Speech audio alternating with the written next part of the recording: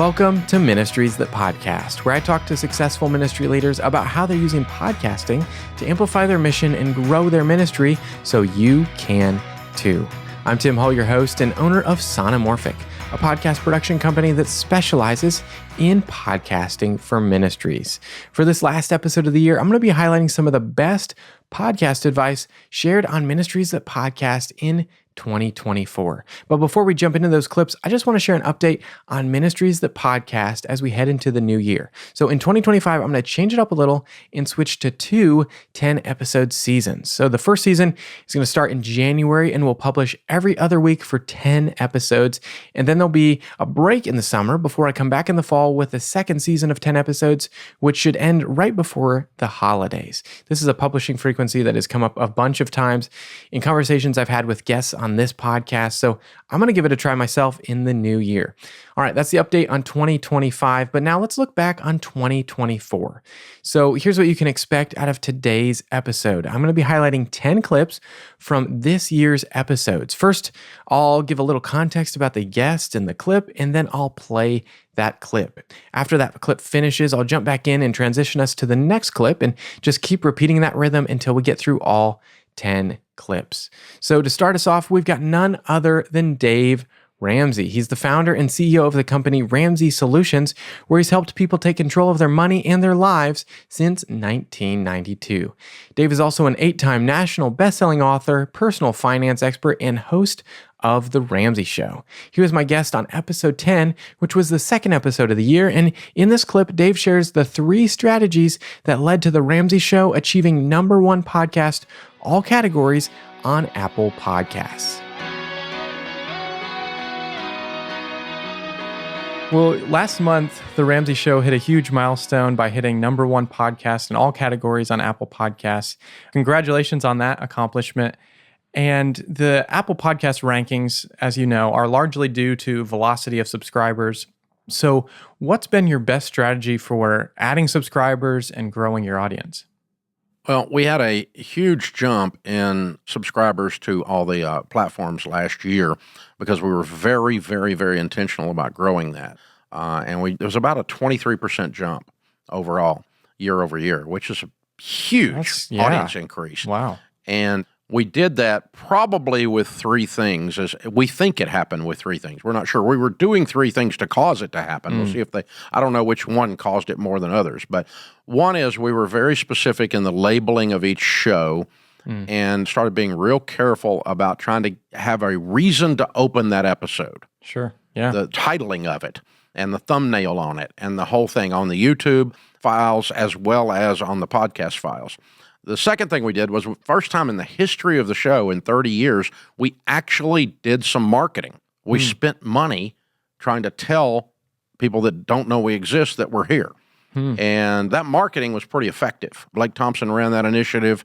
And as you know, Blake's very smart in that area, and the Ramsey marketers are very good at what they do. We just never pointed them at the radio show. We've always marketed books or marketed whatever, events or other things. And so the marketing actually worked.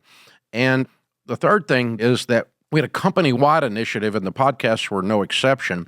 The YouTube shows were no exception, was every single person, every single time, ask a customer now to share what we're doing. Yeah. Tell somebody what we're doing. We're asking them, we're trying to initiate our tribe to help us tell other people.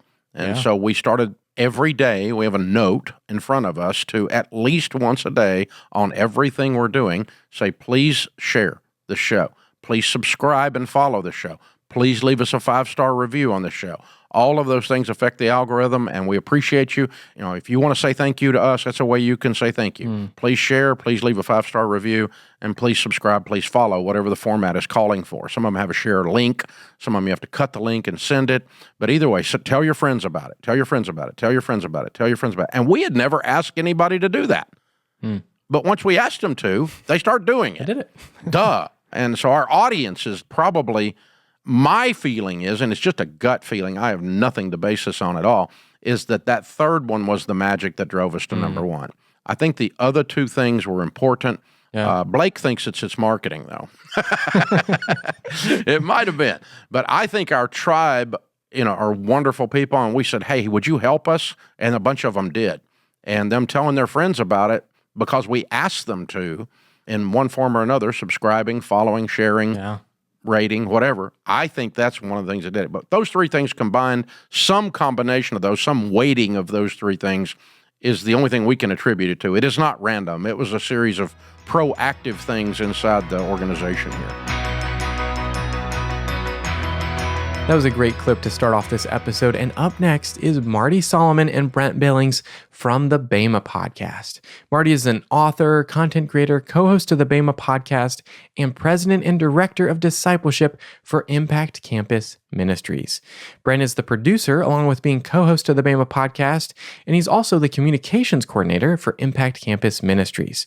They were my guest on episode 12, and in this clip, they each share their best advice for ministry leaders who are considering starting a podcast. What's your best advice for ministry leaders who are considering starting a podcast for their ministry this year? I'm going to say know what your long-term goal is, because if you do have a long-term goal, settling into being a consistent presence is what I feel like is what I miss in a lot of podcasts that are hit or miss. They post, it's not really consistent. 2 episodes this week, 3 weeks later, another episode.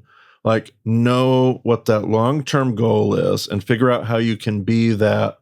And one of the things I love about Brent is we plan ahead so that consistency is never in danger. We can have 3 or 4 months of production in the hopper, and then we can go on vacation, or we can have a family crisis, and we don't have to worry about threatening that. Because that consistency, pastorally, for me, is what's important for our audience and our listeners. And that would be the one thing that it might just be more of a pet peeve, but that would be my advice.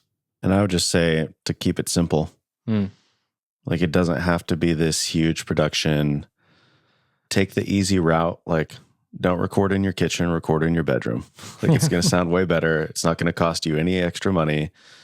And just learn and grow. Like, continue to iterate. If you do it consistently, you'll start to see things. It's like, oh man, I wish I had known that 20 episodes ago.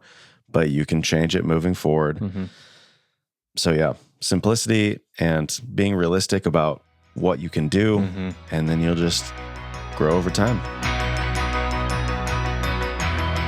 All right, up next is Fallon Klug. She's the director of operations for That Sounds Fun Network, home of the popular That Sounds Fun podcast, along with 20 plus other shows.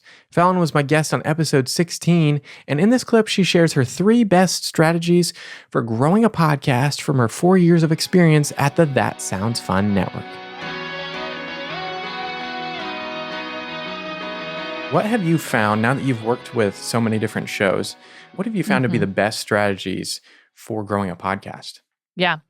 When we think about that, we constantly go back to the thought of it's way easier to convert a podcast listener to a new podcast versus a non-podcast listener to now be a podcast listener. And so because of that, kind of the strategies that we found really helpful are cross promos. So anytime that you can just air an ad about another podcast on your podcast, hey, you already are talking to a podcast listener. Right.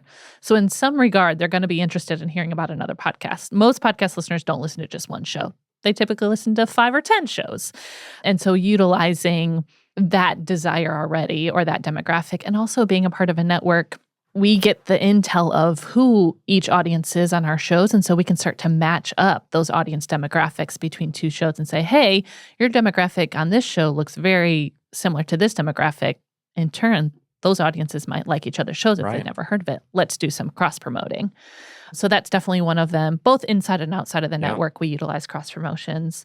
And then we always encourage our hosts as much as they can to be guests on other podcast shows. Again, if you're a podcaster, you want to be talking to other podcast listeners. So the best way to do that is to be on another show. And I think you know this, Tim, and us two being on this call is an example of this. The podcast community is so encouraging and supportive of one another. Like, there's not much competition. I mean, maybe like, you know, behind the scenes, there's a little bit of like, oh, that show does what we do. I'm curious what they're doing so we can maybe grow to their size. But at the end of the day, I really do think podcasters just want this medium to be successful Yeah. in whatever that looks like. And so people are really open to having other podcast guests on their show and doing swaps that way. And whether, you do a swap where you match an impression goal and you both commit to that, or you pay a little bit of an advertising fee, like people are very open to partnering when it comes to podcasting, which I think is so fun. I just think that's awesome that we have a medium that does that. It's less competition and more community. So being a guest on other shows.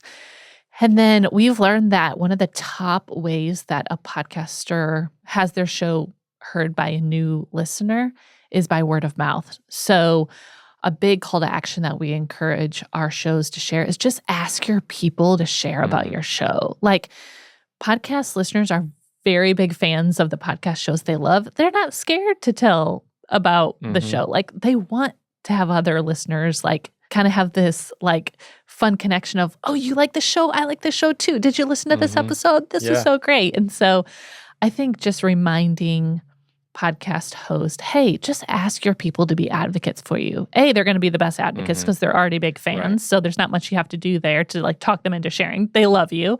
But just to remind them hey, would you take 1 minute and text this episode to a friend if you loved it? Or, would you share this post on our Instagram about our show? And, whether you attach a incentive to that or a giveaway, that's great. But I think sometimes podcast hosts are scared to ask people to, chat about their likeness for a show. And it's just no, because podcasting is a free medium, for the most part, unless you're behind a paywall, Patreon or something.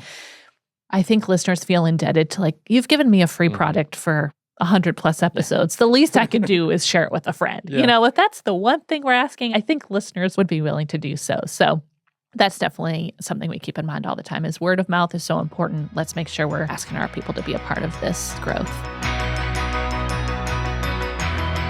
Up next is Jason Romano. He's the executive producer of Sports Spectrum and the creator of Sports Spectrum Podcast. He was my guest on episode 17, and in this clip, Jason shares his advice that he frequently shares with new podcasters from his decades of experience in broadcasting and media production.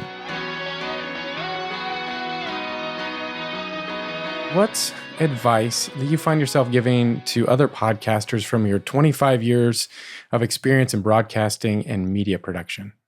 Well, the first thing I would say is try to stick with it if you can. I know I mentioned that earlier, but I say that to young people too. If you start something, see it through for a little bit. And if you're not sure you can go a full year, or in my case, 7 years, start with a season. Our episodes were never meant to be seasonal. It was just meant to be every week or every other week.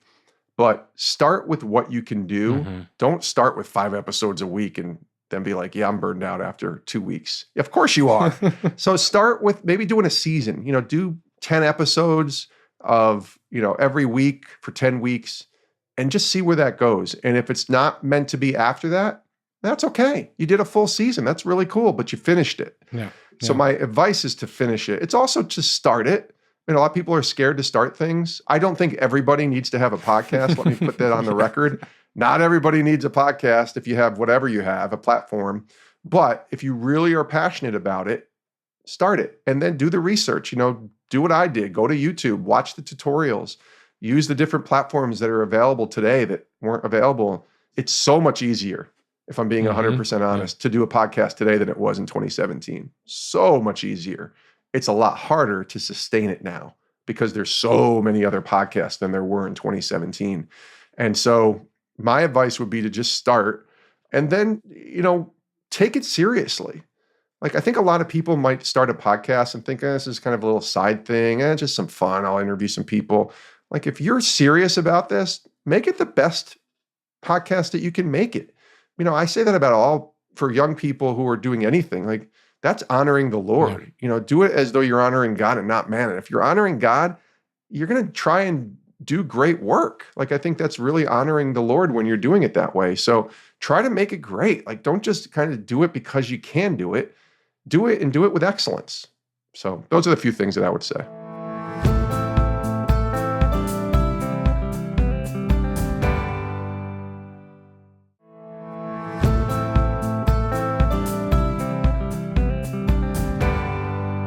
This next clip is with Blake Guichet. She's a writer and founder of the Crappy Christian Co., which aims to teach women how to use their God-given gifts for the kingdom. Blake is the host of the popular podcast Confessions of a Crappy Christian, a weekly show that specializes in conversations with guests about their passions, struggles, and all the things they aren't quite sure that they can talk about. She was my guest on episode 21, and in this clip, Blake explains the importance of starting with a microphone that you can afford, and then at what point it makes sense to upgrade your mic.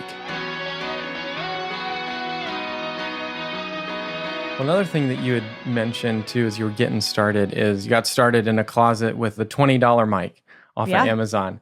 And now several years later, I think you've had multiple mics in between. So I'd love to hear at what point, you got started and then I think I saw you had a Blue Yeti microphone and then you now have the Shure MV7, which so many podcasters are using, a great mic.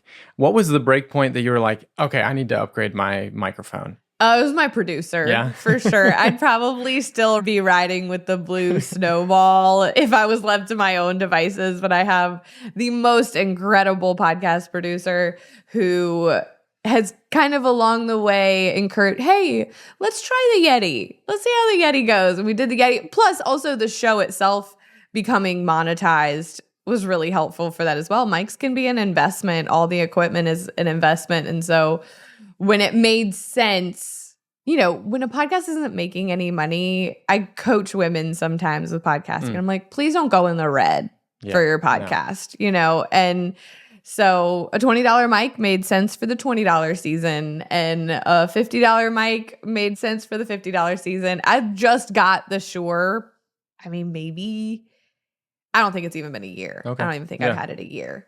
And I know this is cheesy, but I've always been a really big believer that if the content is quality, you can sacrifice on the mic quality a little bit. Yeah, if you don't have good content, it doesn't matter what it sounds like. Exactly. But then, I will say that production is a huge part of that, right? That you can have a great mic and something happen and it still sounds terrible. And so there are some people that I listen to their podcast and I'm like, can I send you a better mic so the quality of this is more listenable? But, it's not that big of a deal. Yeah.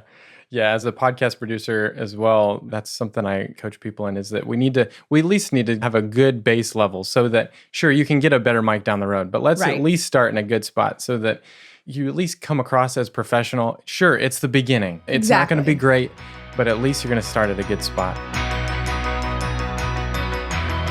All right, up next is Patrick Miller. He's a pastor and director of digital relationships at The Crossing, along with being a co-host of 10-Minute Bible Talks devotional Bible study. He was my guest on episode 24, and in this clip, Patrick shares why getting feedback on your podcast is so important, especially as you're getting started. Back in probably 2017, 2018, I was largely doing ministry to people in their 20s. And I knew that if I wanted to reach people in their 20s, I needed to go to their neighborhood, not their literal neighborhood, but where they spend their time. And of course, where plenty of them were spending their time was on their phones. And at that time, a lot of time on podcasts. And so I had the idea, well, let's reach them where they're at. Let's do Christian education via podcast and see where that goes. And so I actually worked on a different podcast idea, which at the time was called Bible Wise, WHYS, but you get the play on words, Bible Wise. And we did a bunch of test episodes. It was a little Bible Project-y podcast. Have you ever heard the Bible Project podcast? Two people doing long-form discussion on the Bible. And the person I was doing it was fantastic. There was nothing wrong with her, nothing wrong with me, but I was very careful. After we recorded those episodes, I actually sent them out to some focus groups, people at our church that I trusted to give me good feedback. And the feedback was terrible. I mean, they told us, in the nicest way possible, you sound like you're mansplaining. This dynamic between you two isn't working. It's too long. It's too technical. And when I got that feedback, I had a choice to make. Was I going to listen and go back to the drawing board and figure out a format that would actually help people in our church, because apparently this didn't, or would I just run forward and do the thing that I wanted to do? And so obviously we decided, no, we're going to go ahead and set this one aside. And so we started all over again, and we came up with the idea of, well, look, it's 10-minute commutes are normal in our city. What if people could just listen to the Bible for 10 minutes and get a devotional? And maybe there's people, especially who don't normally family read their Bible. They're not used to even doing devotionals. That was our target. We really wanted to help those kinds of people who were just getting started on their journey with Jesus figure out how to get in the Bible. And as it turns out, we have people all over the place on their journey with Jesus who were benefiting from the podcast. It wasn't just them, but that's where we started. But we did the exact same process again. We recorded test episodes. We sent them out to multiple groups. We got feedback on them. That caused us to, again, make some changes, some tweaks to what we were doing. And then we finally launched a podcast. And at our church right now, my team, I think we're running something like 6 or 7 different podcasts at this point. And that's just the process that we follow now, because that feedback from real life people is invaluable for one reason. If you're doing the podcast for yourself or your own glory, it is not worth doing. If you want to do it for God's glory, that is worth doing. And I think God is glorified when we help people. And so listening to people is the key to actually hitting the main goal, which is making his name great, not our name great. Next up is Jordan Rayner. He's a best-selling author, keynote speaker, and host of Mere Christians, a podcast where he has conversations about how the gospel influences the work of those of us who aren't pastors or religious professionals. He was my guest on episode 26, and in this clip, Jordan shares the habits that have enabled him to produce a weekly podcast. What are some of those habits that have enabled you to produce a weekly podcast? Yeah, I'm the biggest believer in mega batching. I talk about this in Redeeming Your Time. Mega batching is this idea where you batch similar tasks into a confined period on your calendar to minimize the mental startup cost that it takes to get into that zone, if you will, of that task, right? Instead of recording one episode a week for my podcast from the very beginning, I was like, no, I'm going to record a ton at a time. Actually, at the beginning, for maybe a year, I dedicated 2 weeks at a time to the podcast, and I recorded once a quarter. That was dumb. I will not do that again. Today, I batch 2 days. It's typically the first Monday and Tuesday of the month. Monday, I spend prepping. Takes about 4 hours to prep for 4 episodes. And then Tuesday, I spend 4 hours of that Tuesday recording, which basically takes my whole day, except for email and deep work block at the beginning of my day. So that's been a game changer. I really like prepping the day before. I used to prep weeks ahead of time and I'd forget the questions and it's just tough. I'm way more prepared to ask follow-up questions and to make the points I want to make after they give their answer once I've done it right before.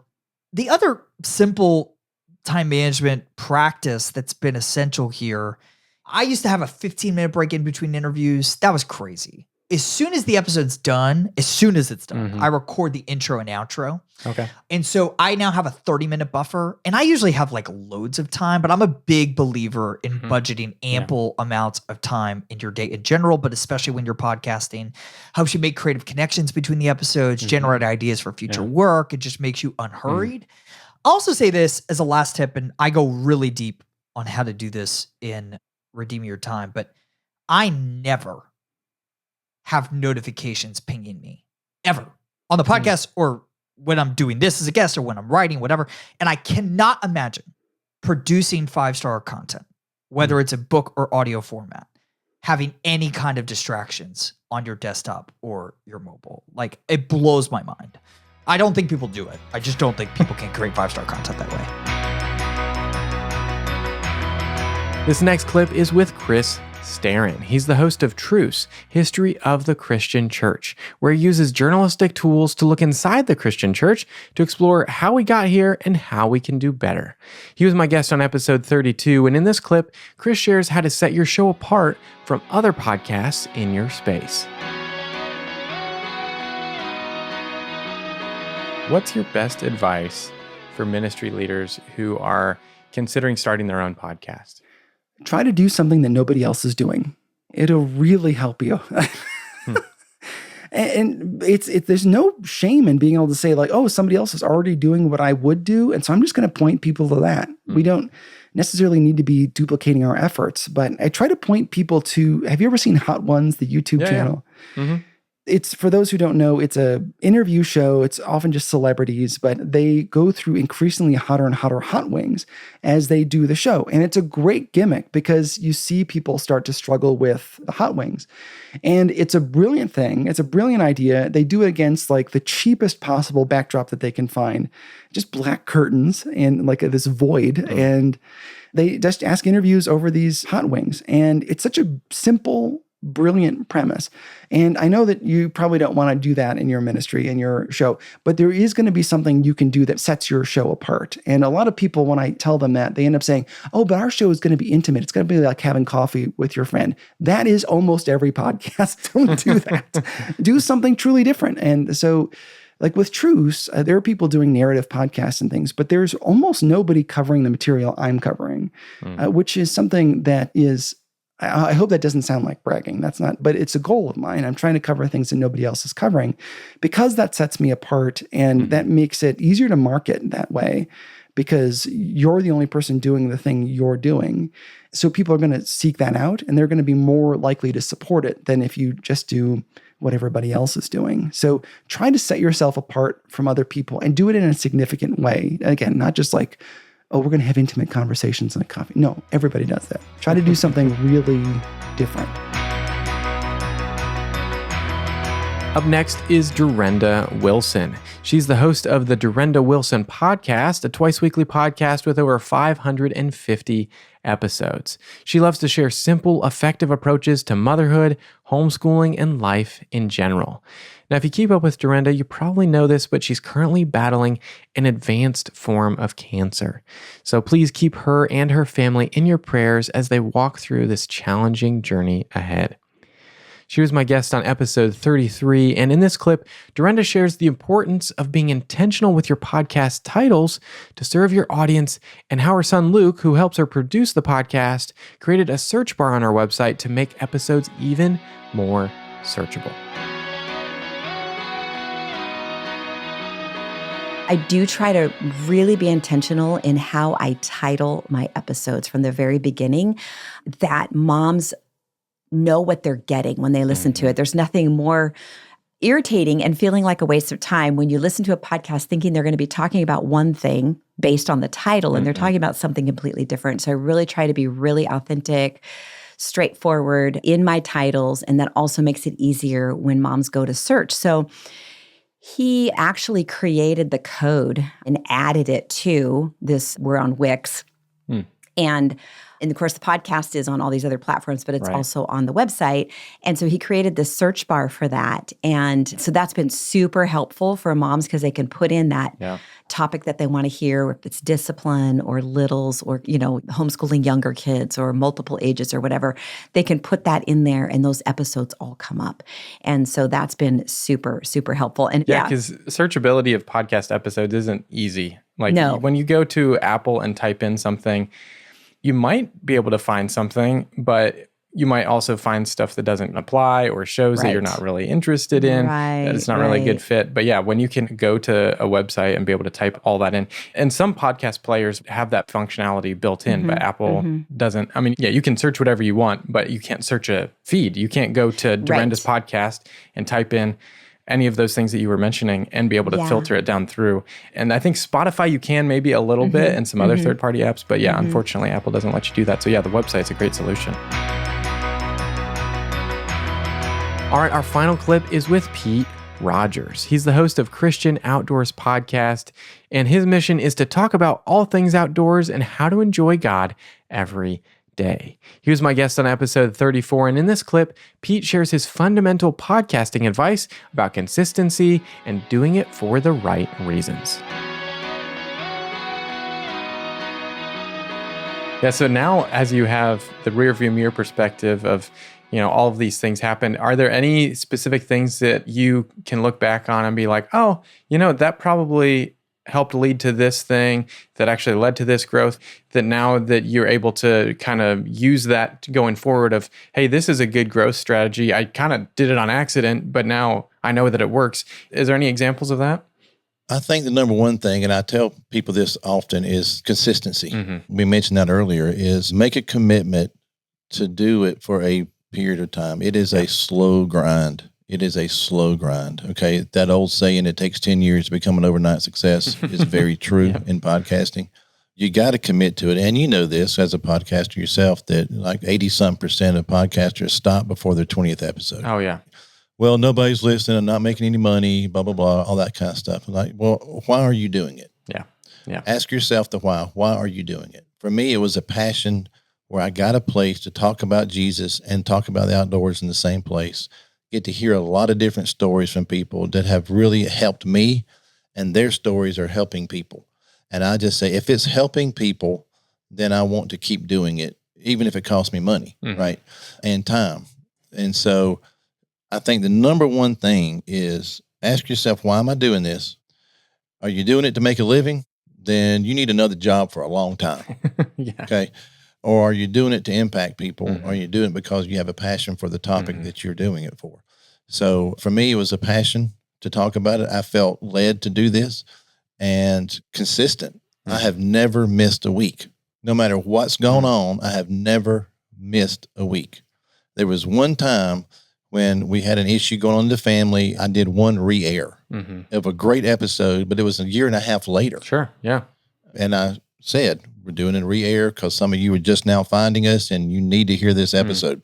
And so I brought it back, and it was episode 5. I brought back a year and a half later and did that one. And that's the only time I've done that. And I say consistency, know why you're doing it, and you got to be passionate about it and understand it's a long haul. Okay.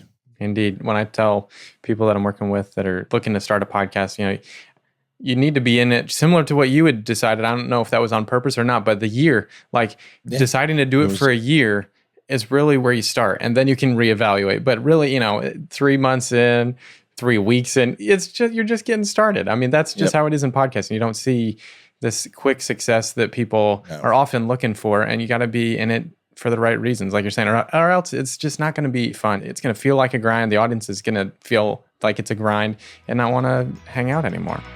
That's right. What a great year it's been, as we've learned so much from ministry leaders about how they're using podcasting to amplify their mission and grow their ministry.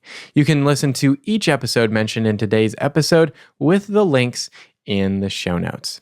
Well, that's going to do it for this episode of Ministries That Podcast, produced by Sonomorphic. If you enjoyed today's episode, follow or subscribe to the podcast and share it with a friend. That's the best way to get the word out, so together we can help more ministries grow and thrive through podcasting. Now come back in 2 weeks for the first episode of 2025 with co-founder of She Reads Truth and co-host of She Reads Truth podcast, Amanda Bible Williams. Amanda and I are going to talk about starting She Reads Truth and several years later launching their podcast, their unique format for their show, and why they record the podcast in seasons. Well, until next time, Happy New Year, and keep encouraging your audience as they follow Jesus.